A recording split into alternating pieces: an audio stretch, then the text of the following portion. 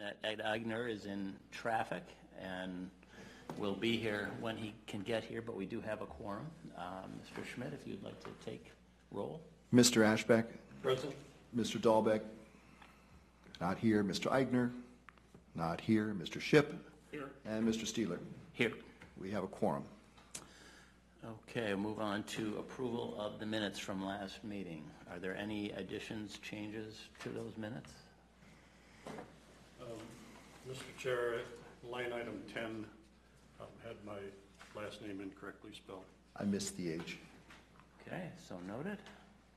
Any other changes or additions? Is there a motion to approve? I'll second. Second? All in favor? Aye. Aye. Minutes are approved. Silas Parmar from Bolton and Mink is not here this evening. He did provide a one-page summary of the things he's been working on. Mr. Undum, do we need to read through this, or? It's your discretion if you want to read through it, or there's copies on the table there for members of the audience to read as well. It's pretty much the same items, light poles. If anyone feels you need me to go through this, I'll happily go through it item by item, but I don't see anything that needs to be recovered on here. Item number 3 on the agenda, Hangar E progress with the roof repair. Yeah, I did speak with Dave Floor, who's from the city here, who has been kind of spearheading the project, and told me everything was signed off on, I believe, earlier this week, so that project is complete.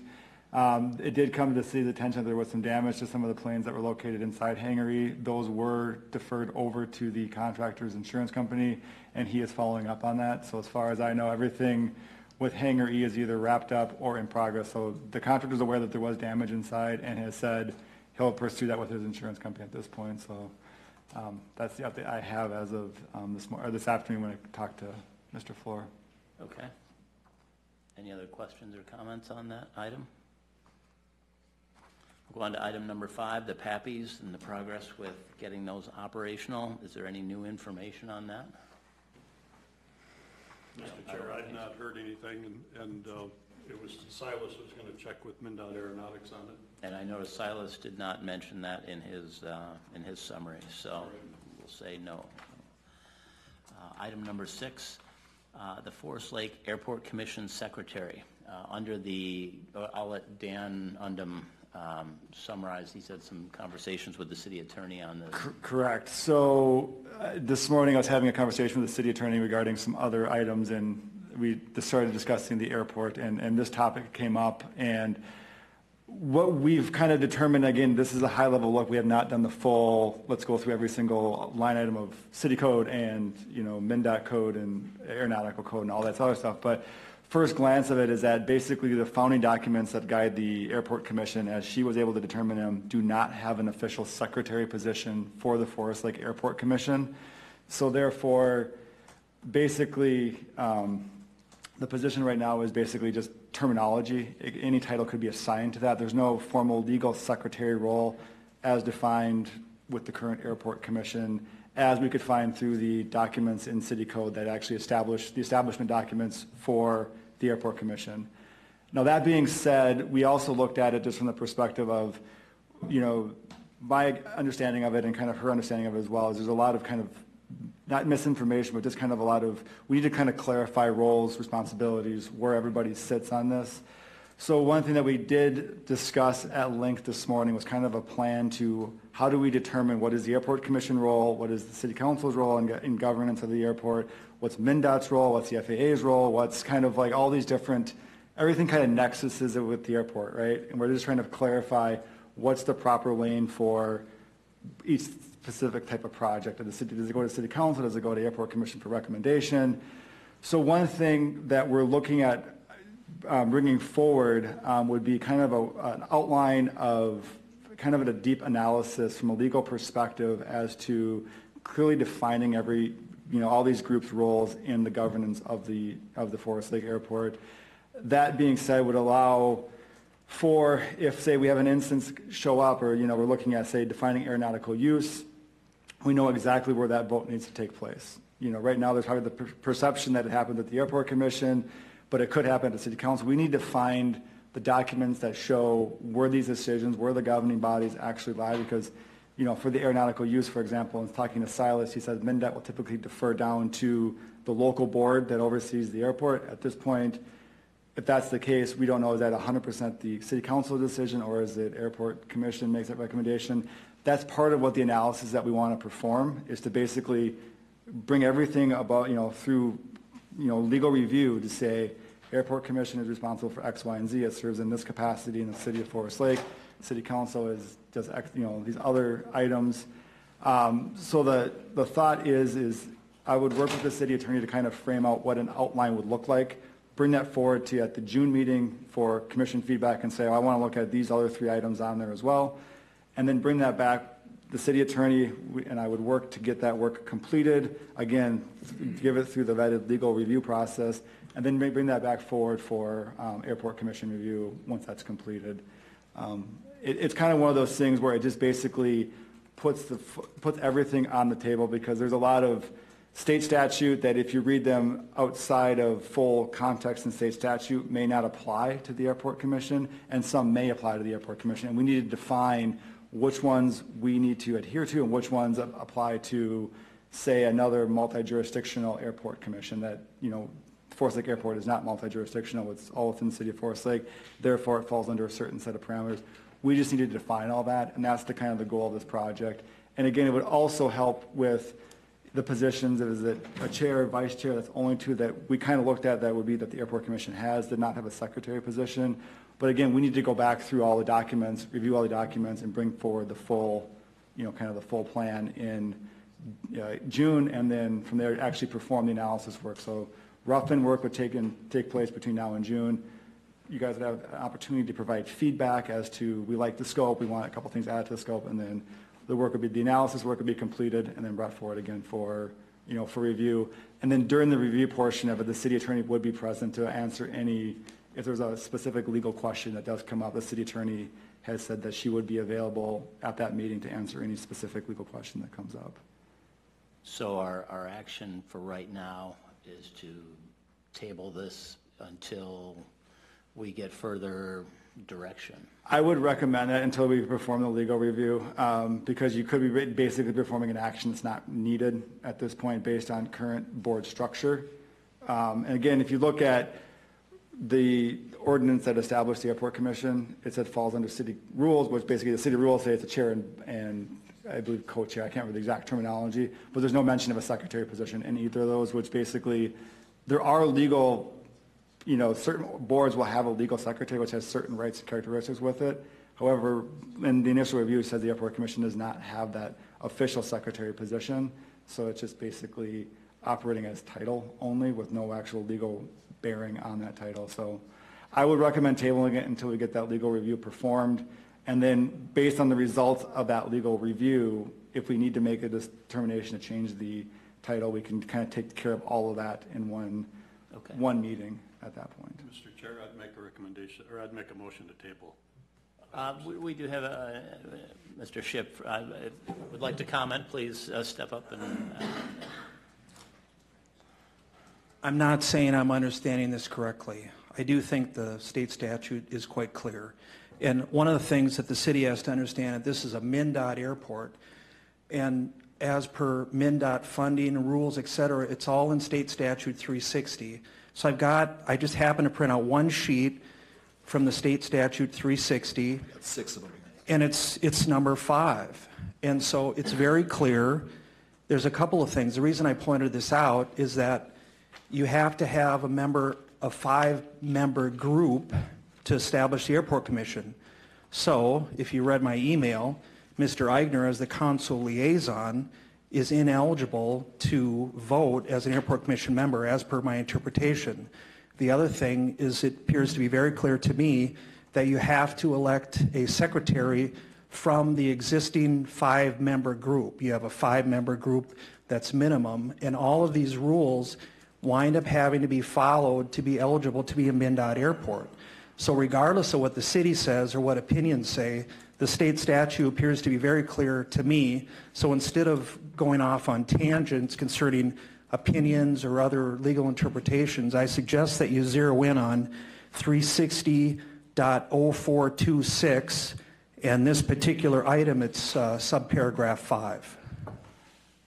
And just to speak to that point, I don't disagree that the result, the work that we're going to perform may lead us to that exact conclusion. I said, however, at this point, I don't want to make a recommendation that you go down that path without having the city attorney review, offer input, and say, does that state statute apply to this commission? I'm not saying that it doesn't, I'm not saying that it does. I'm saying that we need to perform the analysis work to make sure that if that statute does in fact apply as you implicated, that we're now get ourselves into compliance with it. But if it does not apply per legal review, and there wouldn't just be a legal opinion, there would be supporting documentation to show how we determine that gets brought forward. So we're basically performing actions that are required per state statute. So that's all I'm just basically saying. Tables, again, in the interim, there's no action that he would be taking that would basically put anything at jeopardy because, there's no, again, at this point, he's not voting, he's not entering any contracts, there's no legal reason for.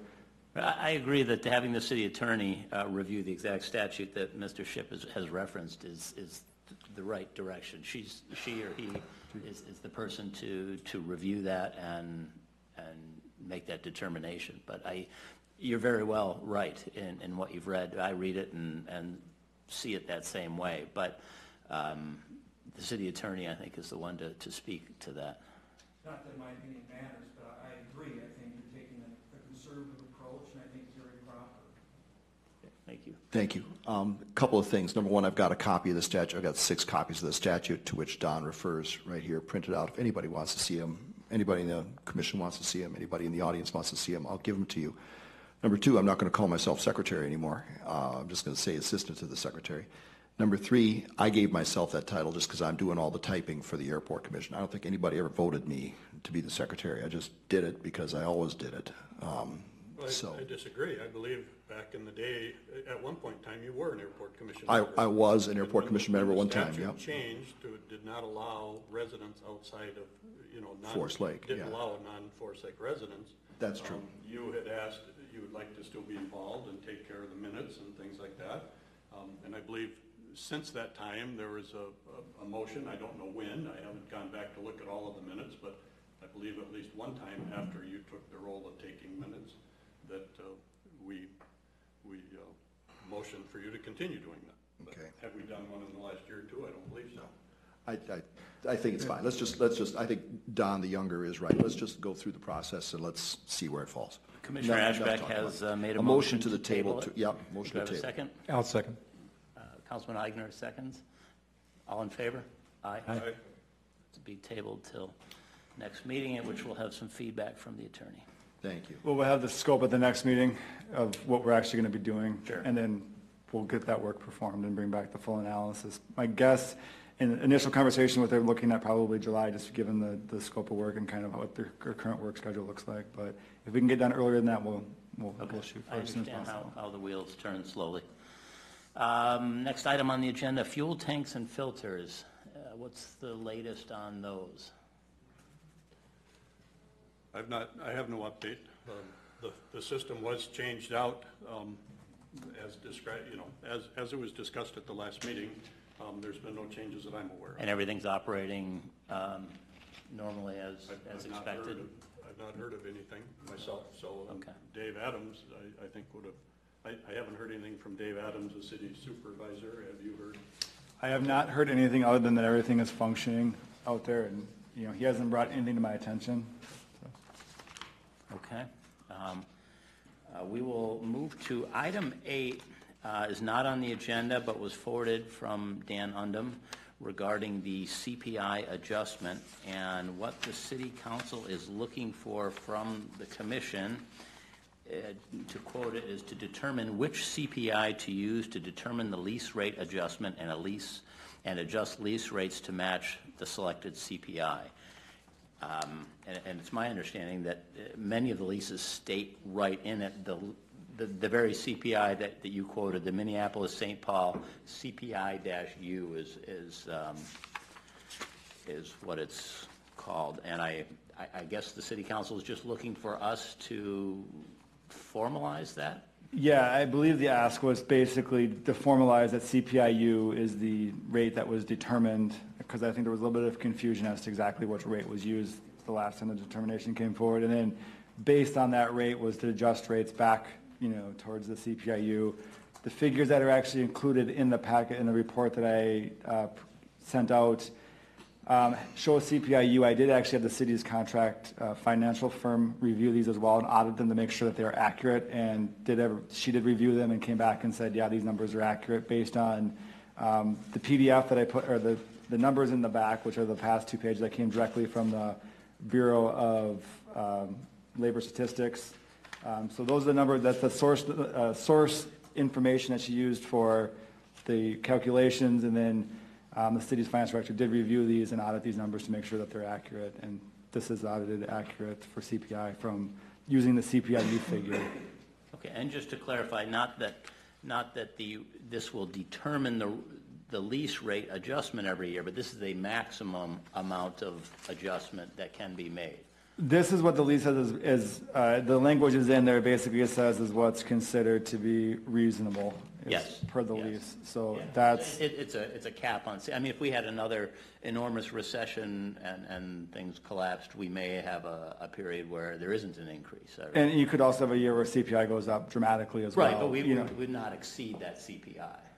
According to the lease terms, I mean, it says it's reasonable, and there's, So we would always adjust to that CPI every time it comes up automatically? again, I'd have to defer back to the city attorney for the lease on that determination. Okay. I'm just looking at, the ask I had was to basically go back through and do, which CPI, and then adjusting the lease terms based on that CPI, and that was the work that was completed. Okay. What's the question about the CPI, the one that is listed right in the lease, what it is, so? Correct. The reason is that there's other leases that have, other contracts that I've looked at that basically specify exactly, because CPI, there are different CPIs. I mean, there's CPI inclusive of fuel, exclusive of fuel. There's different ways to calculate that. They do parse these numbers down pretty, you can go to as granular as you want on the CPI. This just says, this CPI rate adjustment was determined based on CPIU, which covers 89% of the population of this area is included under the CPIU. So that's the broadest spectrum CPI that I could find, and then looked back at what it was in 2008, raised it up to the current year, and then did the percentage increase, and that's what was used. It was said explicitly in our lease, so what's the argument about, or what's the question about, or what do you negotiate about? What it says in the lease is what we need to follow. Again, when it was brought back to council, I think there was some discussion as to what CPI was used. That wasn't it wasn't clear in the report. This just clarifies that as it was CPIU. Yes. I just would like to add to that. When I looked at CPI, there were 2 Minnesota Twin City CPIs. This one is specifically spelled out to urban, and I believe that's what's in the lease, and that's what I wanted clarified. So this is the right CPI. Going forward, this CPI is now going to have a new name. We read on the bottom, it's going to be called, the new name is Minneapolis-St. Paul Bloomington, Minneapolis, Wisconsin. Will be published under. So it's verbatim is still going to be in the lease as CPI urban, right, which won't exist anymore. So going forward, you're going to have the same argument. You're going to say, well, this isn't our lease. Well, but this CPI doesn't exist anymore. And I think you can defer back and you can So you can see where you the can track where it computation came from. Right. Okay, so, do we need to make a motion in any way, or we just need to confirm, just all in favor that we agree that it's the all urban consumers CPI-U? Yeah, the recommended action would be to confirm that CPIU is the CPI used to determine this, and that's what you want to use, will use going forward. And then again, the lease rate adjustments back to that. Again, recommendation for council, I'll bring this forward at the next council meeting for consideration. It's basically, it's a clarification of the previous, the numbers did not change dramatically when I went back and ran, Correct. Did the math basically again on it. So you'd be looking for a motion to use the all-urban consumer CPI-U as the CPI used to determine lease rate adjustments going forward. Does that sound right? Correct, because we now have a marker spot from 2017, so if a name does change, as Councilmember Eigner does dictate, we can go back and say, this one dovetails back in, so the name changed, and we can just mark, as it changed, we can go back through and, because they'll keep record of what it was called in each year, so now we can, and that way we're kind of working off of, even though it's in the lease, we now have more documentation, so this is the one that we're using to adjust CPI moving Can we forward. just make a motion to attach these work papers to the minutes? Because that's what, basically, our motion follows. The papers include both the CPIW and the CPIU. We need to, My recommendation would be just make the motion approving CPIU and then adjusted lease terms as spelled out as it 10.03 and 15.5 for commercial. I mean, just again, so we have a clear, we're using CPIU and here's the new adjusted lease rates as a recommendation for the base lease rent for airport leases. do we have a motion? No one's made the motion yet. Mr. Ship. Before you do that, your math is wrong on the percentage increase. I do statistics for a living. Your baseline is what it was originally set, so you divide that by the new number. You don't divide the new number by the baseline. And you have a 12% increase for something versus a 14.4% increase. So you're calculating it wrong. The original number is the baseline. Okay, so let's go to the CPI. Yeah, I went through this myself, and I believe it's, and the year we start with is 2008? Correct. Let me, which is, the annual number is 201.247.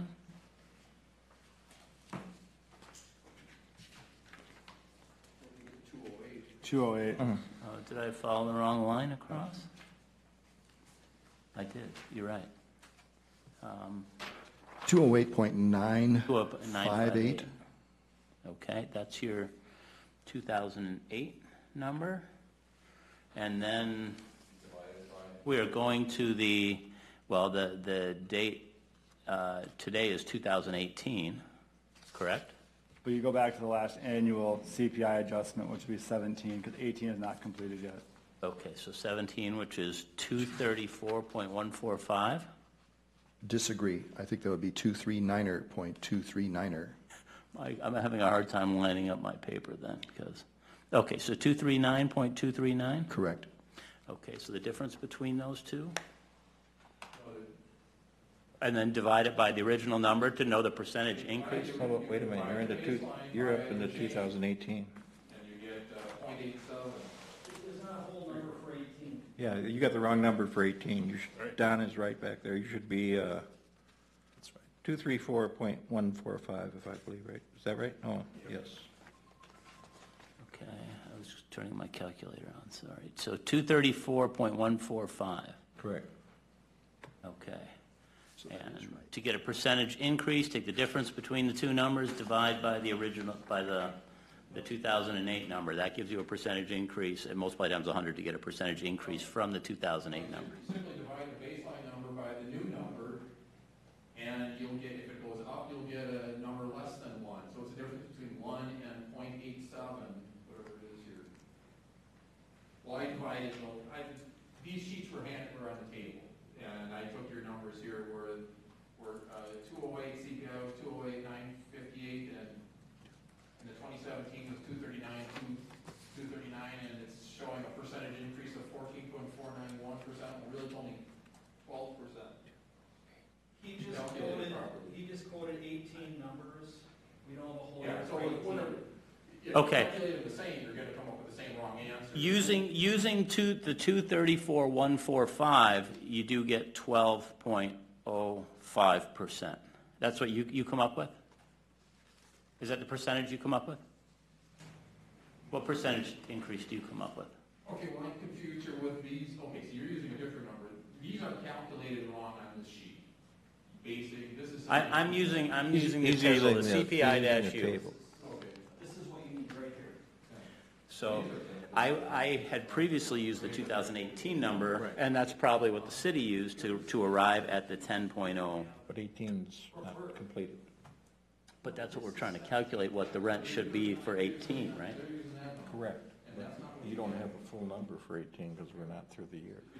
Oh, I see. Know what I'm saying? Yeah. You only have the first quarter, not even.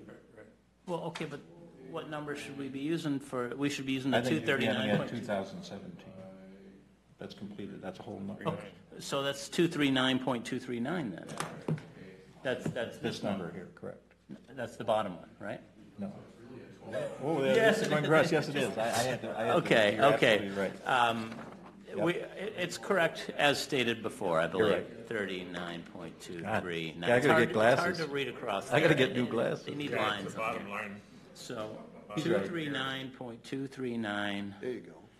208.958 minus the difference is 30.281. Divide that by the 208.958,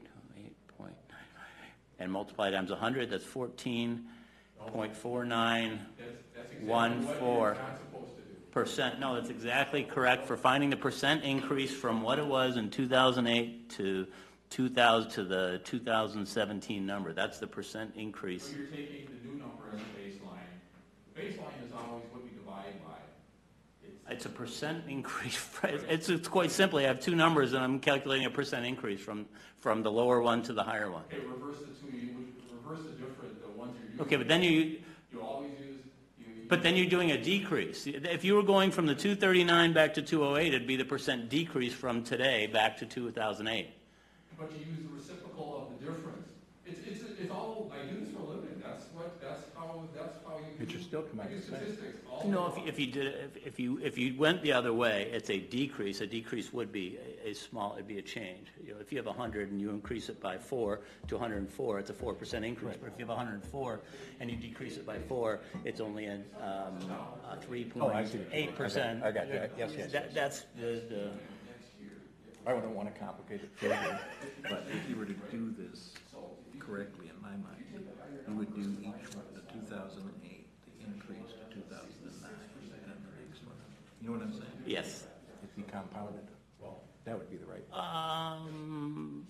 But that wouldn't reflect. Let's work through It would reflect an example that's very easy to understand.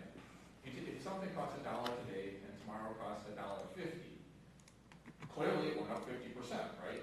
Correct. So you take, So you took the difference between the two and divided by the lower one, and you get a 50% increase. Right, so if you take $1.50 and divide it by, Right.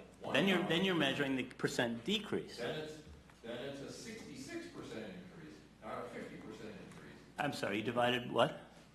You always divide the old baseline by the new value, and the difference, the percentage increase is the reciprocal of, you're gonna get 0.87. Let's look at the example you just gave. You have $1. You went to $1.50. It's a 50% increase. Let's use $1.75, that's easier, okay? That went up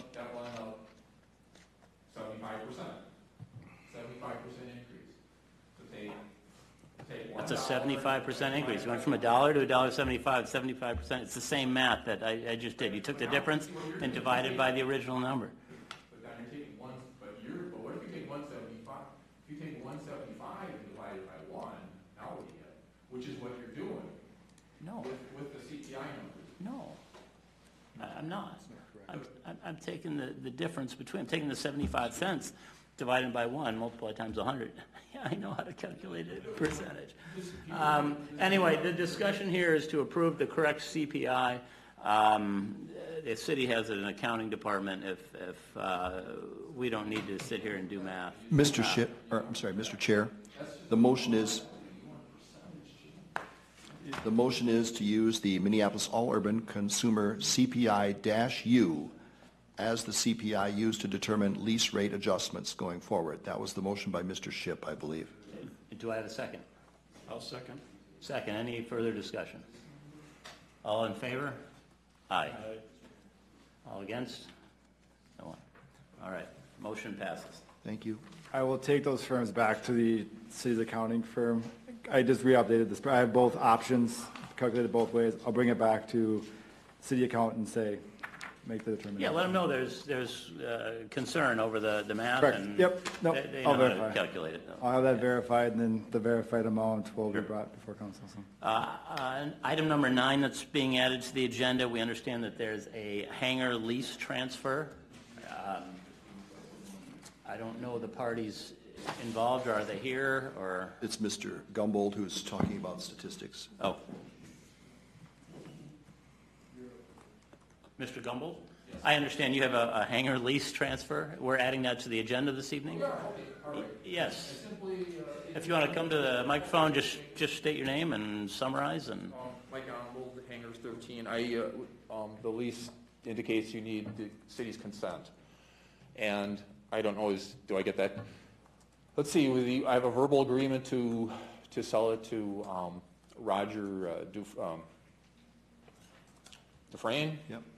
Everybody know who Roger is? He's going to put two champs in there, I believe, maybe 3.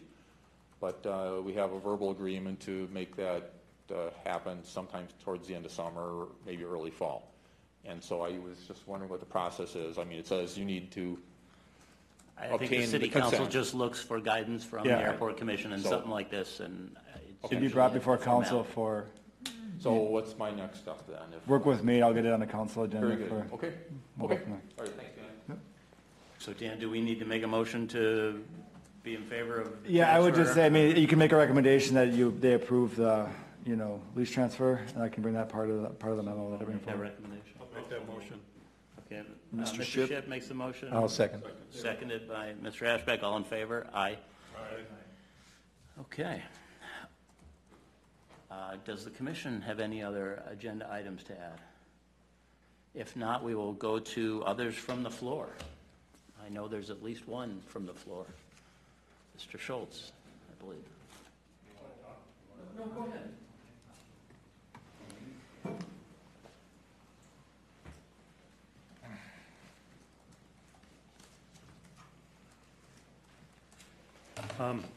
I was not in attendance at the last Airport Commission meeting. Could you tell me, was any action taken regarding Hangar Echo drainage or plowing or anything like that at that time?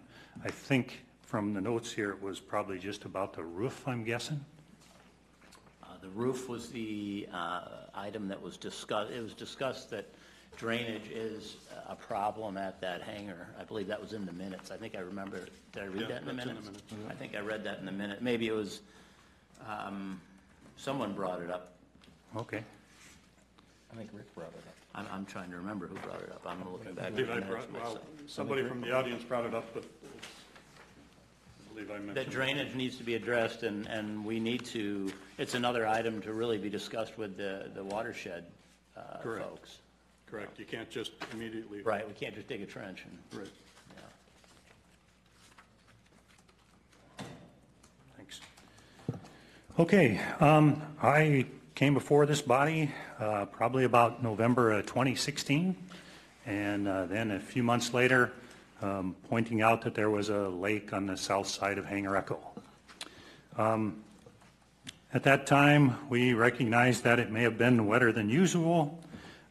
We had talked about giving the chance, the grass a chance to germinate and some roots show up. And we also added some rocks around the west end of the airport. I've taken a few photos here. Are you able to see a photo Yes. of a driveway on your screen there? Okay, that's looking northbound, coming from Hangar Echo going toward Highway 97, so that's basically the north entrance into the airport. Before I go on here, I will stipulate that this is a springtime photo. There is some snow melt, and it is unlikely that the frost has gone out by this point. Okay, so I get it, it's spring. Okay, so anyway, here's looking to the north. If you notice, there's a few ruts, and beyond this was once quite a nice gravel road. But since the airport had many, I don't know, dozens or hundreds of semi-trucks full of gravel and dirt and what have you that traveled up and down this route, that light gravel road took a pretty big hit. They added some gravel at the end of the construction, but as you can see, it's not adequate. Also, it's not shaped in a manner that allows drainage to the sides. That's why the water is ponding all over in amongst those ruts, I suspect anyway. This is looking in the opposite direction, from the north to the south toward Hangar Echo. Give you a little idea. This is, I asked about plowing. By the way, anybody on the south end have to call and ask to have the place in front of their hangar plowed? I did. Let's see. Did anybody on the south end of the airport have to have a four-wheel drive vehicle to access their hangar? I did.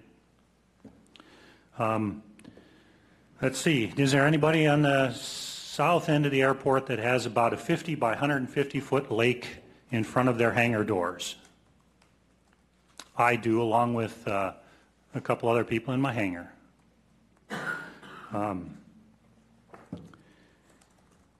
Let me continue with a couple more. As they push back the snow just for the purposes of future plowing, note in this photo, we need to have a distance of approximately 50 feet between the hangar and the edge of the snowdrift.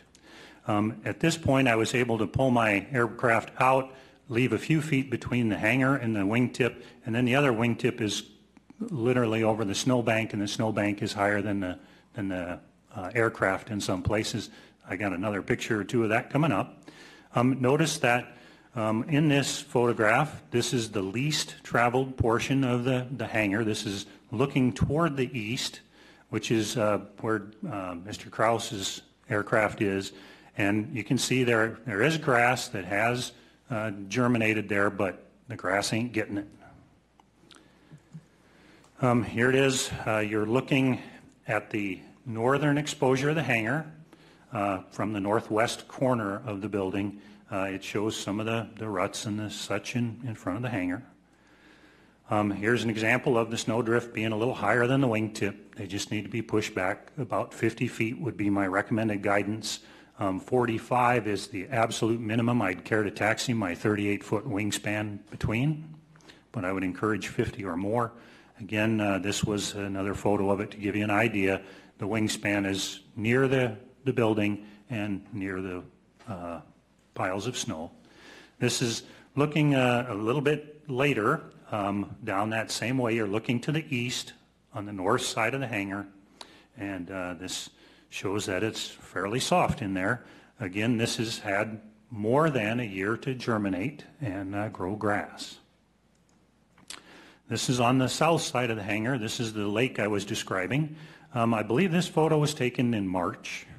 And prior to this, it was frozen.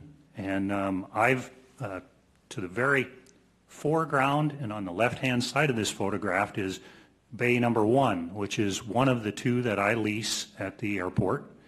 And the intent of having bay number 1 is that I had hoped to bring in an aircraft, have it available for training and rental.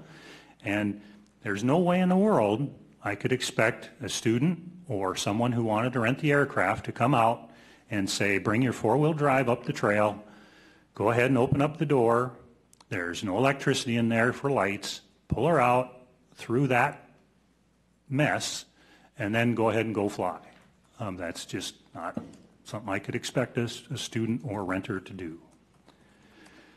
This is another view of that area. It gives you an idea of the length of that lake there. It's virtually the full length. I don't know, perhaps it's 80% of the length of the hangar.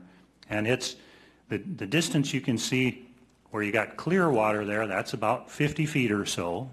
And then beyond that, that's just more of the reservoir for the lake.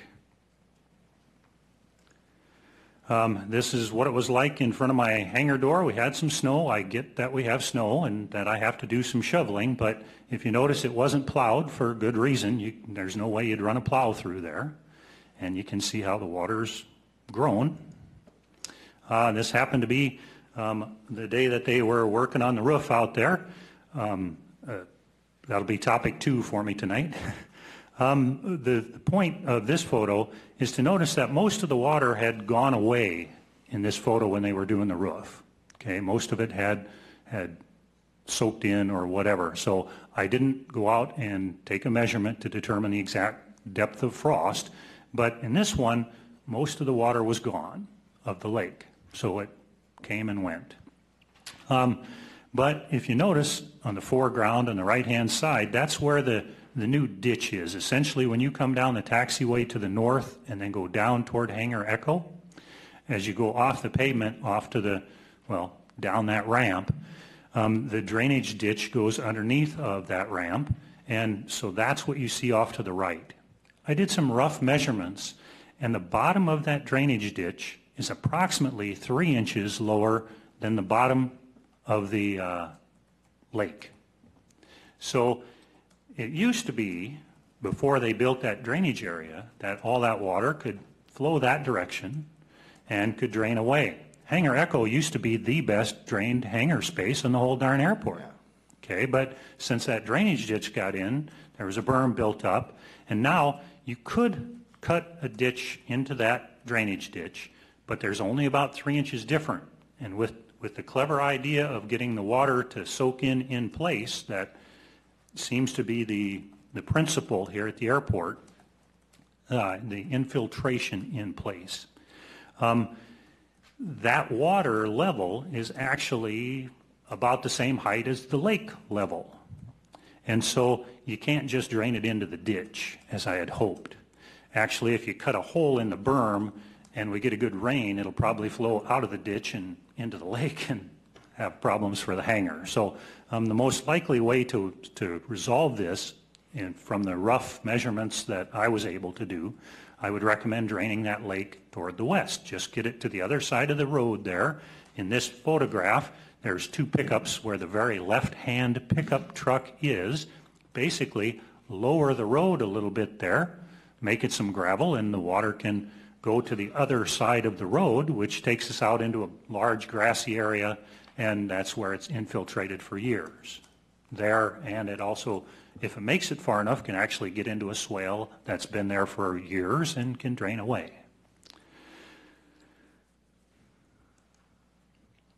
Sorry, another one of the roofing. This is a picture about the time they were doing the roof of the west end of the hangar. You can see it's fairly wet in there. This is about a week later. Again, I acknowledge that there's some snow, but this is a place where we dumped in a load of gravel about a year ago. Okay, and the gravel helped, made it much better through the summer, but as you can see, grass ain't making it. And we need a few more loads of gravel to make this functional. That would be my minimum recommendation. I understand this is a spring melt-off, but I didn't happen to bring any pictures of last fall when it was wet and when we had grooves in it and when it's not draining adequately. I didn't take pictures of the lake last fall, but those do exist. So it's part of this. Let me continue through the photographs. Here's another picture of that same area. It's basically the west end of the hangar. And we're back to the beginning. Okay. I came before the body and I said that now that we have an all-season, all-weather airport, we got to have all access. And at that time, the body agreed that we should have an all-season, all-weather access for all leaseholders at the airport. Now, most of the people on the south end of the airport pay about $1,032 a year for their lease. I pay $1,500 a year for my lease, plus I do that 2 times. So I'm paying about $3,000 a year for what you see on your screen right now. Now, I understand this is not intended to be a permanent structure, but I think it's going to last a long time. And it's certainly a very viable structure, and it certainly functions very, very good other than, well, what you're seeing right here. So I would encourage the mindset of it being an all-weather, all-season airport. and we need to have all-season, all-weather access by all leaseholders at the airport.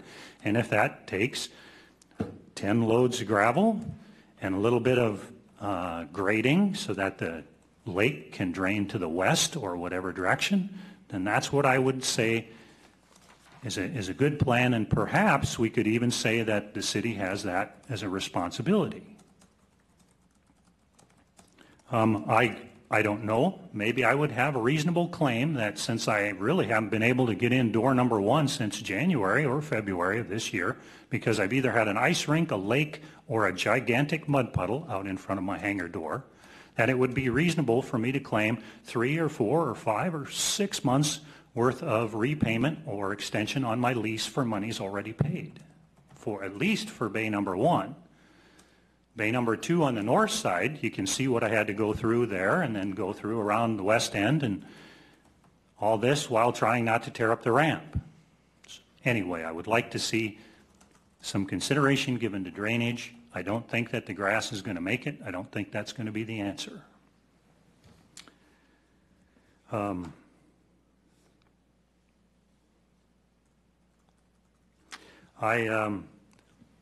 Again, my purpose for having hangar bay number 1 in Hangar Echo is so that I could hopefully bring an aircraft online and have it available for training and rental. It's simply not been able to do that. I did have banner towing in April this year, and I did put my truck into 4-wheel drive. I did hook up my tow bar, and I did drag my airplane across the ruts and dirt and muck that we see. I did also have to delay my annual inspection on my aircraft because I needed to fly it to another destination to do the annual, and it was simply too muddy. I'm guessing if I'd have really been determined, I could have pulled across it, but I did not want to damage it anymore. I did not want to damage the ramp that goes up to the taxiway, and so I delayed my annual. Now, I came here about 1.5 years ago, and I said, here's my concerns. I came here about 1 year ago, said, here's my concerns. I'm back, okay? Here's my concerns. I hope we can address it and make some improvements, and I think a few loads of gravel would go a long way.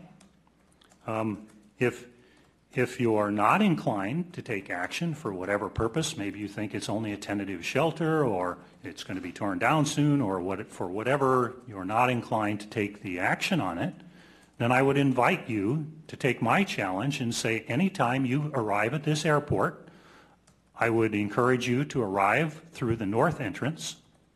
I would encourage you to drive up the north driveway, which I drive to go to my Hangar Echo, and then take at least 1 lap around my hangar, and then go on your business. And after you do that a few times, perhaps you'll come around to my way of thinking.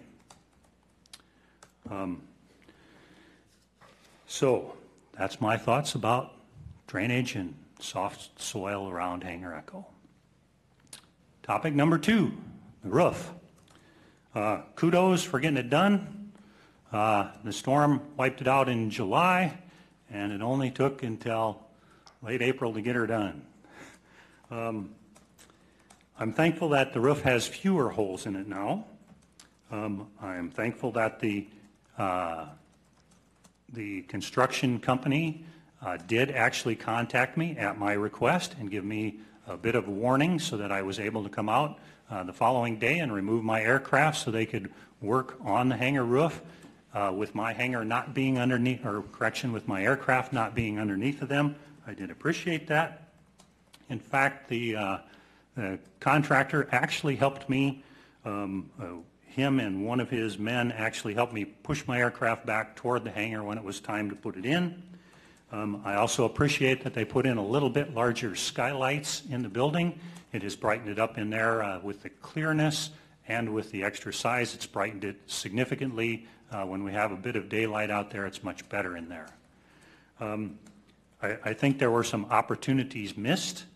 One of the things that I had discussed with them and pretty much everybody that I could talk to on the project about The purlins at the west end, the ends of them were essentially rotted off. Right after the storm, somebody had gone up there and stubbed on a little bit of 2x4 to make some of them have an end that they could nail to the sidewalls. I was hopeful they were going to replace those 16 lousy 2x4 purlins. That was not done. I was hoping that the roof would be not kinked and not have any additional holes in it. I can't say that occurred. And I was also hoping that the screws that they put through the roof would actually go into 2x4s, but that's not 100% either. Now, I understand construction, I understand pole barns, but there were some opportunities missed in this case. So, anyway, I'm grateful to have a roof that leaks less than it did. Any questions of me? Yes, sir. Mr. Chair, I don't know how many weeks ago, but I thought I saw you at the mailbox down on Highway 97. Yep. On the road. Do you receive mail in that mailbox? I do receive some, and I try to pick it up every few days, week, So or whatever. What address do you use? 5397, which is the number of the old bungalow up there. Oh. Yep. But you don't operate out of the bungalow anymore? That's correct. Okay. Yep, I still have it there. If that's a concern, I can try to monitor more closely of that. For the most part, it's people that have put me on mailing lists, you know, for boxes and Uline materials, things like that. But I haven't, most of the ones that are meaningful, I've requested updated to my current office address. Thank you. But, yeah, I still do use it. Mr. Undum, does the Public Works maintain the dirt road that goes up to there? I'd have to check in with Dave on that one. I don't know off the top of my head. Okay.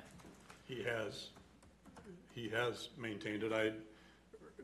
Late last week, I'd asked him to go up and grade and roll if necessary. But obviously it isn't done all the time, especially in the wet weather, you know, especially the sloppy wet spring that we had where the surface of the ground was thawed, but the frost wasn't out and we had a lot of snow. Yes. Question I had, you mentioned your hangar 1. Bays 1 and Bay 2. 1. Yep. Do you currently have an aircraft in there or do not? I have a hangar, an aircraft in bay number 2. I don't have one in bay number 1. It'd be foolish to try to lease one back now. Okay, thank you.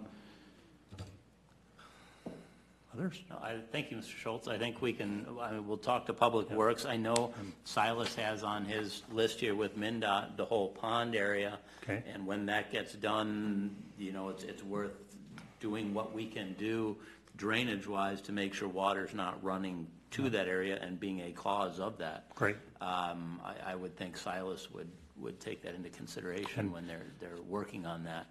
That, unfortunately, is a project that may be out of ways. And so in the meantime, the best bet is just talking with Public Works on what they can do now that, well, I don't even know if the frost is completely out yet, but to get some gravel back in there and grade it flat so that a plane can roll.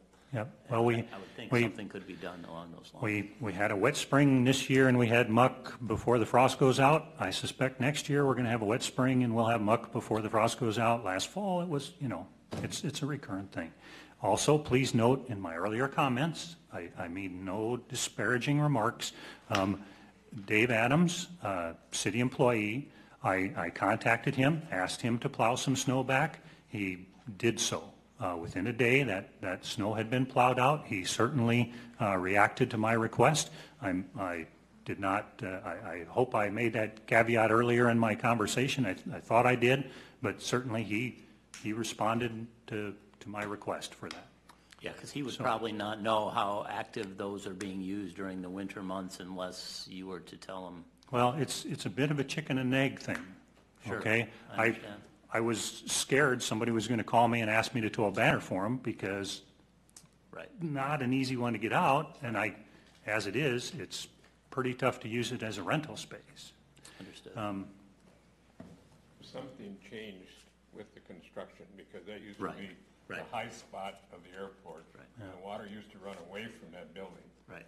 So there's something that's stopping it from running away. If it's stopping it from getting into the ditch that they put in or whatever, water Exactly. should run downhill if you let it.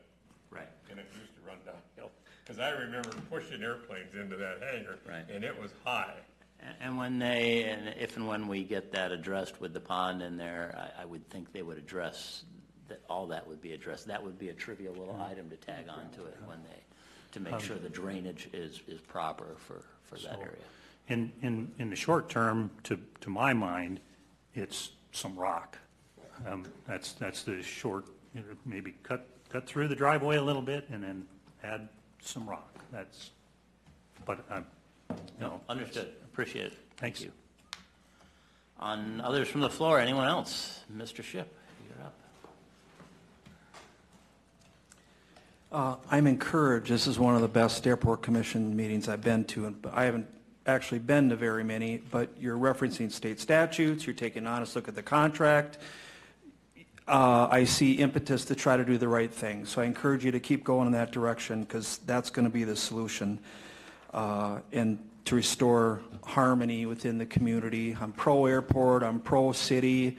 We all have agreements. We just expect them to be followed. But I appreciate the dialogue. I'm a little concerned about the runway grades off the side of the runway, doing the taxiway and the runway. And I'm not the authority. MnDOT engineers told me to my face that they're too steep. And so I see the report for Silas.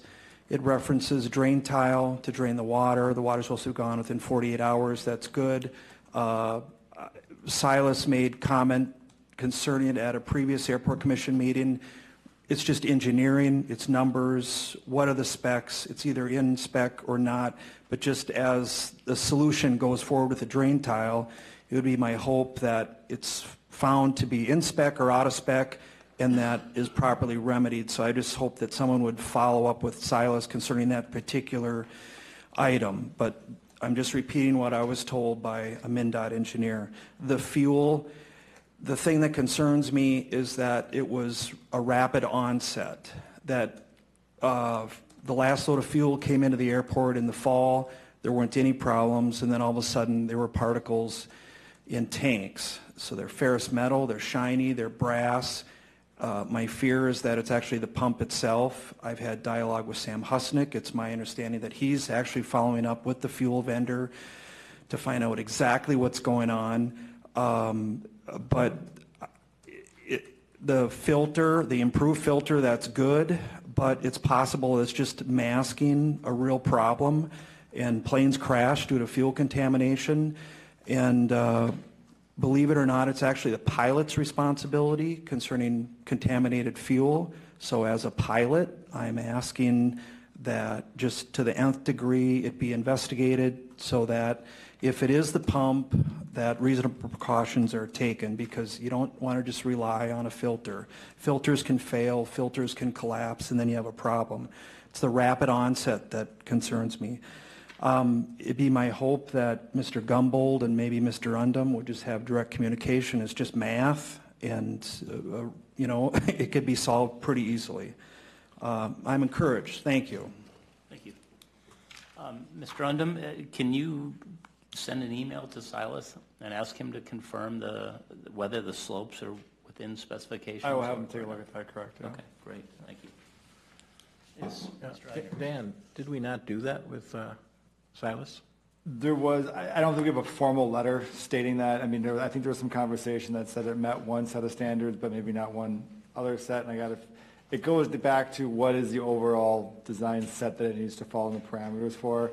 I think the conversation was if it was a certain type of airport or certain type of, I have to go back to the engineer, but it was something like if it was a certain location, a certain area, it had to be a certain spec, but this one was designed was allowable, basically.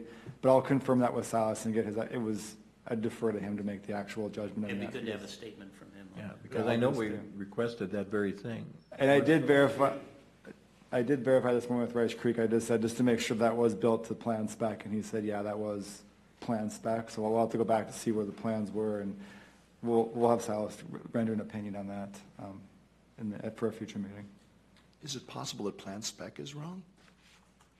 I don't want to speculate on that without having Silas weigh in. The only reason I'm bringing that up is, okay, it was built to plan spec. Then the question is it still, is it right or wrong? That's Well, I think the plans would have gone through a full review, and that's I believe that's that my too, guess. right. The way I understand it was that there was 2 design specs that you can use.